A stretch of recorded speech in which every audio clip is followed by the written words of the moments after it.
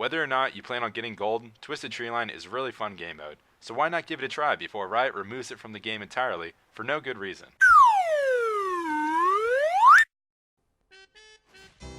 Hey beautiful people. Last time I made a Shyvana video, I had a clip that talked a bit about AP builds and how suboptimal they are. Roll the clip.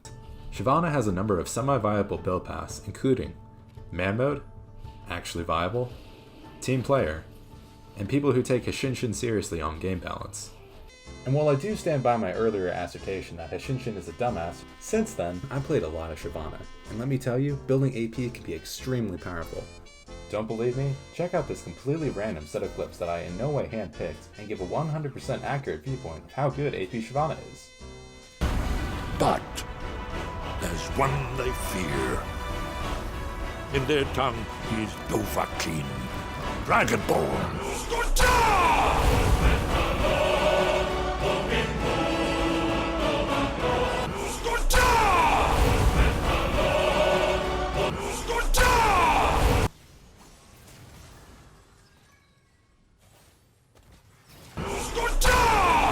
So I made this guide to share with you everything I've learned, so that hopefully, you too can play the Burst Dragon in your solo queue games. Building AP Shyvana can be kind of difficult to pull off, especially if you're new to jungling. Compared to her Bruiser, WMAX counterpart, she's much weaker in early skirmishes pre-6, and doesn't clear nearly as fast. The most useful she is during a post 25 minute teamfight when you can hit multiple high value targets with an ultimate E combo, almost one-shotting them. You shouldn't be trying to pick AP Shyvana if you already have a major source of reliable magic damage on your team. Having to build a Void Staff third item is extremely suboptimal for quickly hitting your damage spike. That being said, her damage and range still make her extremely fun to play, and who doesn't want to play as the fun dragon character? As Shyvana, your build order will look something like this.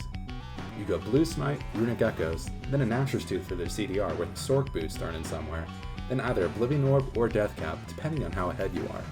With this build, you should start becoming more relevant than AD after about 2.5 items. Here's the way the build works. Because you're maxing E, clear speed and health are both going to get hurt, so you'll be starting Hunter's Talisman instead of Machete to get yourself some early sustain. Try to clear enough camps to avoid fights until you get 900 gold, then recall for a Fiendish Codex. A good path to do, if you don't think you'll be invaded early, is red, Krugs, Chickens, blue, Scuttle, and then Gromp. Again, this isn't the safest path in the world. You might get invaded, and an important part of AP Shyvana is getting level 6 as quickly as possible. And the quickest way to do that is building your path around Krug's 2.5 minute respawn timer. Krugs give the most experience out of any jungle camp, almost as much as catching a wave under a dead teammate's tower. If you can show up to an early game skirmish level 6 while the enemy jungler is level 5, it should be an easy 300 gold. An important thing to know about AP Shyvana is dragon priorities. A big part of my last video on Shyvana was the potential for snowballing your team from soloing Dragon incredibly early. Compared to her Bruiser build, the caster playstyle of AP Shyvana doesn't get nearly as much value from the bone resistances you get from taking Drakes, meaning that looking to sneak an early Mountain or Wind Drake won't yield you nearly as much reward as the risk associated with it. Not that there's many times to do so, after the Dragon spawn timer nerf at the end of last season. Keep in mind that you should still heavily prioritize any Infernal Drakes that come up. Any chance to get more AP on this build is definitely worth prioritizing. After getting level 6, you should start to look for ganks. In general, always try to wait until after the enemy uses their gap closer to ult onto them. The damage from your ult will be significant early game, and the knockback will give your laner some extra time to follow up. After getting your ult, try to look for as many skirmishes as you can to try to snowball. Then build your Nashor's Tooth, followed by some combination of Oblivion Orb, Death Cap, or Void Staff depending on how much magic resist they have. If you're some kind of hipster who's still trying to get Shyvana to work in the top lane, even though she hasn't been meta since Season 4, then try replacing your jungle item and Nashor's with the Spear of Sojin, then transition into building Magic Pen and AP. Even though Shyvana top sucks, a first item Spear can let you land even more empowered E's in a teamfight. Side note, this is also the build that I run on ARAMs, and if you build Luden's Echo first, that just makes you a beta cuck. Keep in mind that AP Shyvana is a scaling pick. As long as you aren't behind significantly, you should be able to be extremely relevant in teamfights. During a teamfight, you have a lot of different approaches you can take. Say you have a champion on your team that can hold a lot of enemy champions in one place for an extended period of time, such as Orianna or Yasuo. Similar to a Rumble, one good combo can instantaneously win you a teamfight. Check it out here.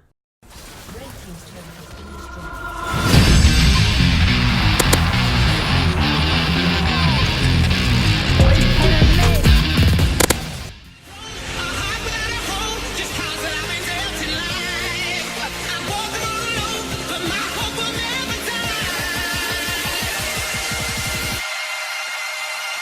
no cure for fools.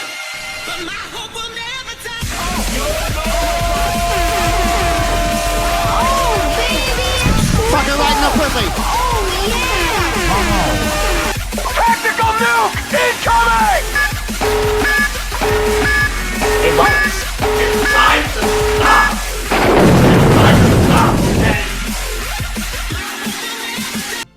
Additionally, if you can opt into buying a needless or two, you can have enough burst to basically make yourself an assassin, in which case you can look to delete a high priority enemy AD carry. Say you have a cleanup focused champion on your team, like Yi, Katarina, or Kha'Zix.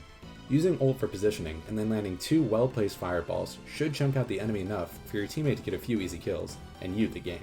While the amount of damage you can do on AP Shyvana is pretty impressive, it's important to remember that in the current meta for jungling, it is a troll pick. Currently the best junglers all have a healthy first clear, can gank extremely well early, and provide some kind of CC for early skirmishes.